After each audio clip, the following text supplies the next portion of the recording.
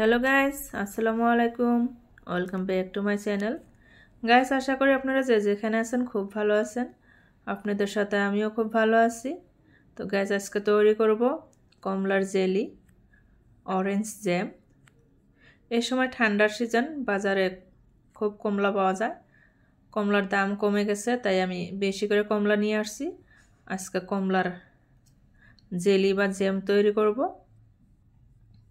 তো কমলাটা ছিলানো থেকে শুরু করে রস বের করা, জ্যাম তৈরি করা, একটা পদ্ধতি খুব ভালো করে দেখাবো। তো গাইস, আপনারা ধৈর্য সহকারে আমার ভিডিওটা দেখতে থাকুন। কমলাগুলো সব কটা আমি খুব ভালো করে সিলাই নিলাম। আর এই যে কমলার ছালটা, এটাও আমি ফেলাই দেবো না, এটাও আমি একটা রেসিপি করব। তো রেসিপিটা করে আপনাদের সাথে শেয়ার করব। তো গাইস, হয়ে গেছে কমলাটা ছিলানো। আপনাদের যাদের হাতের কাছে ব্লেন্ডার জার নাই, জুসার মেশিন নেই, তাদের জন্য আজকের এই পদ্ধতিটা খুব সুবিধাজনক হবে। তো গাইস, আপনারা দেখতে থাকুন। কমলাটা ঠিক মাছ বরাবর কেটে নিলাম। এখানে নিয়ে নেব একটা বাটিতে একটা সেকনি দিয়ে দিলাম। তারপরে এখানে নিয়ে নিলাম কমলাটা। এখন 4 চামচ দিয়ে এরকম করে চিপে চিপে কমলার থেকে রসটা বের করে নিব। তো সবকটা কমলায় আমি এরকম করে রস বের করে নিব। তো গাইস, আমার এই পদ্ধতিটা আপনাদের কিরকম লাগলো কমেন্টে জানাবেন। আশা করি খুব সহজ লাগছে। যাদের হাতের কাছে মেশিন নেই তাদের জন্য খুব উপকারী হয়েছে। তো এরকম করে সবকটা কমলার রস আমি এই সেকনি দিয়েই বের করে নিব। তো গ্যাস হয়ে গেছে বের করা, দেখেন অনেকটা রস বের করে নিচ্ছি।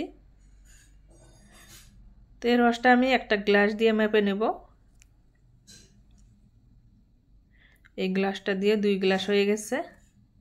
তো গ্যাস, মনে রাখবেন কমলার জেলি তৈরি করতে এখানে একটা নিয়ম আছে, যতটুকু কমলার রস নেবেন ঠিক অতটুকু চিনি দিয়ে দিবেন। তো আমি এখানে যতটুকু রস নিছি অতটুকু চিনি দিয়ে দিলাম। চিনি আর রসটা খুব ভালো করে মিক্স করে নিলাম। তারপরে এই অবস্থায় গ্যাসের ফ্লেমটা আমি হাইতে রাখছি। তো গ্যাস, এখানেও একটা কথা মনে রাখবেন, কমলার রসটা প্রথম অবস্থায় গ্যাসের ফ্লেমটা হাইতে রাখবেন। তারপরে যখন রসটা গরম হয়ে যাবে, একটা বলক চলে আসবে, তখন গ্যাসের ফ্লেমটা একদম লোতে রাখবেন। নয়তো এটা জ্যাম না হয়ে ক্যারামেল তৈরি হয়ে যাবে যদি অনবরত গ্যাসের ফ্লেমটা হাইতে থাকে। তো গ্যাস, কমলার রসটা গরম হয়ে গেছে, বলক চলে আসছে। এখন এই অবস্থায় গ্যাসের ফ্লেমটা আমি একদম লোতে রাখছি। তো গ্যাসের ফ্লেমটা লো করে দেওয়ার পরে অনেকটা টাইম লাগে জ্যাম তৈরি করতে, প্রায় 45 মিনিট টাইম লাগে। তো গ্যাস লাহে লাহে জাল করে করে জ্যামটা তৈরি করে নিব। এই জ্যামটা জাল করতে করতে 2 গ্লাস কমলার রস কমতে কমতে 1 গ্লাস হয়ে যাবে। যখন 1 গ্লাস হয়ে যাবে তখনই বুঝতে হবে জেলিটা কমপ্লিট হয়ে গেছে। তো গ্যাস, রসটা অনেকটা কমে আসছে, এই দেখেন, আর কালারটাও খুব সুন্দর আসছে। জুসটা একটু ভারী হয়ে গেছে। তা আর একটু রান্না করে নিব। কোনো ঝামেলা ছাড়া খুব সহজ একটা রেসিপি, খুব হেলদি একটা রেসিপি। আপনারাও এই সময় বাজারে থেকে কমলা আয়না কমলার জ্যাম তৈরি করে খাবেন, বাচ্চাদেরকেও খাওয়াবেন।